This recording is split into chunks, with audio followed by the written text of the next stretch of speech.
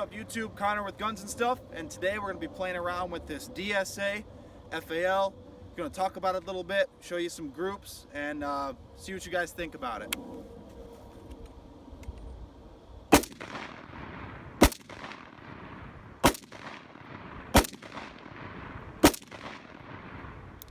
Alright, so I'm out here with the DSA FAL. I believe this is the Voyager model, and what that means, I'm not sure. What that means is this has a 16.25 inch barrel, whereas most other FALs have a 22-inch barrel.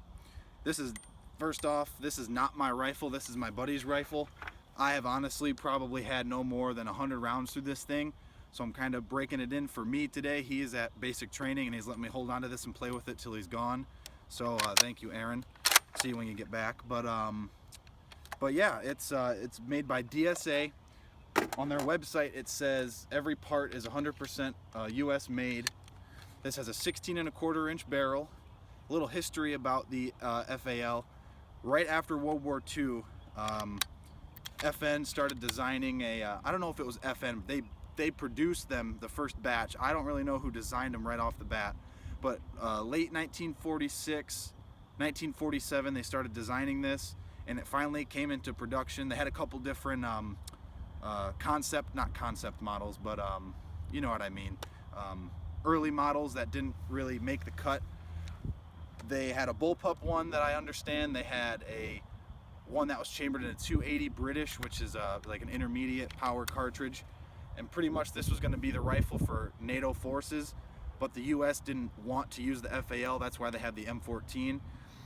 And the US recommended that this rifle be chambered in the 7.62x51, and that's what it is today. 7.62-51 NATO. You can shoot 308, stuff like that. This came into production at about 1953, 1954. FN was the first one to start doing them. And pretty much this rifle has been in a ton of different conflicts, ton of different wars, stuff like that. The nickname of this rifle is the right arm of the free world. So this is a pretty iconic rifle. A lot of if you look at any photos of any wars prior to World War II, after World War II, you'll more than likely see an FAL somewhere. Now, more than likely you'll see the one with the 22-inch barrel, not the short one like this. But yeah, let's shoot it a little bit and see what kind of results we get. I'm not very familiar with this rifle. I'm not an I'm not an FAL expert by any means. I'm just gonna have some fun with it today and get some video of me doing it. We'll see what you guys think. This is the DSA FAL.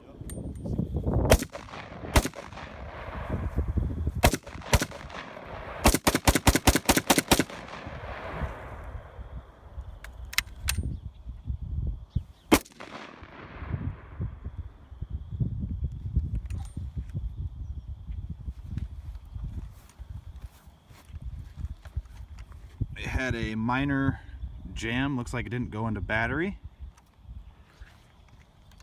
So I'm just gonna take the mag out, clear that round,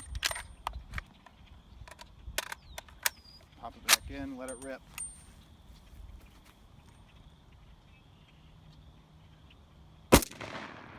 Alright, so the FAL is a Belgian design. It has a short stroke piston, so what that means is there's a piston right in here. The gas port ends here, and all that gas from so the bullet goes down the barrel, all that gas gets harnessed at that piston, and the piston cycles the action. It's not direct impingement like an AR-15, so the gas doesn't go right to the bolt, so that's good because it's a little bit cleaner, more reliable than something like, not necessarily more reliable, but it's just a little bit cleaner on the action rather than a direct impingement.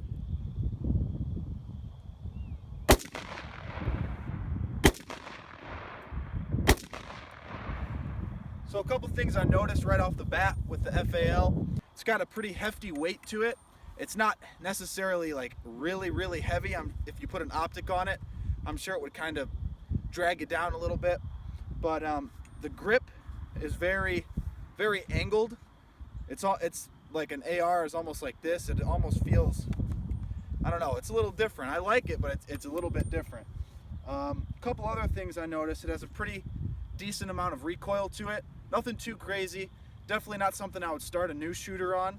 7.62-51 is a pretty high power cartridge, so something like this, if you've never shot, you might want to stay away from an FAL. but it shoots pretty well. The trigger is kind of like a mil spec type trigger, not like a match grade trigger or anything.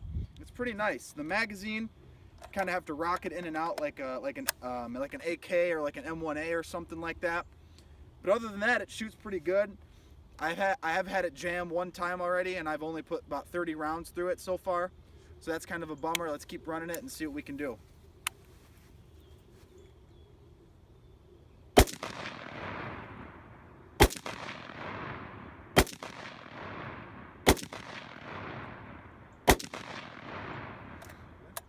Alright, so I was just up at the hill at 100 yards. With this rifle in the past, I know it hits kind of left. So what I was doing, I just took 3 shots with some 147 grain up at the hill at 100 yards. That was my group, 1, 2, 3. So I was holding here, hitting here. So what I'm going to do now is I'm going to move back up to the hill. I'm going to take 5 shots with some 168 grain Federal Premium. Do the same hold and get a nice group. I'll put a camera here so you can see the shots. Let's go back up at the hill and see what we can do with this FAL.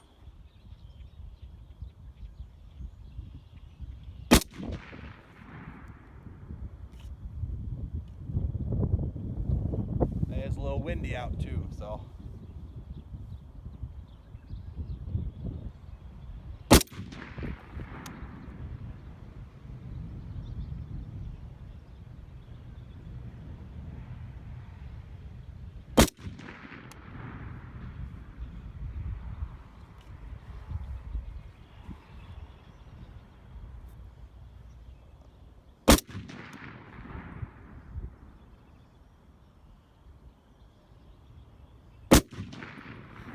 Alright, let's go check out that group. Alright, so the group is a little more wild than I thought it would be. I was using Federal Premium 168 grain. I got 3 shots here on bullseye. I was holding here.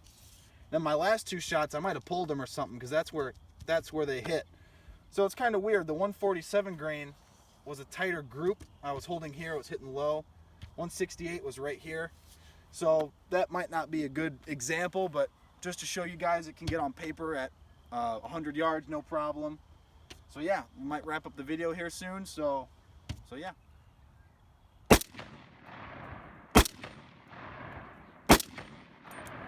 All right, so thanks for checking out the DSA FAL video. I put probably about 50-60 rounds through it. I did have 2 jams, so that's kind of a bummer. Seems to be a really nice rifle. 16¼ inch barrel, so it might not be very good out to really long ranges with a short barrel like that. But the FAL is truly an iconic rifle. Thanks for checking it out. This is not a review. I'm probably going to do a review here down the road.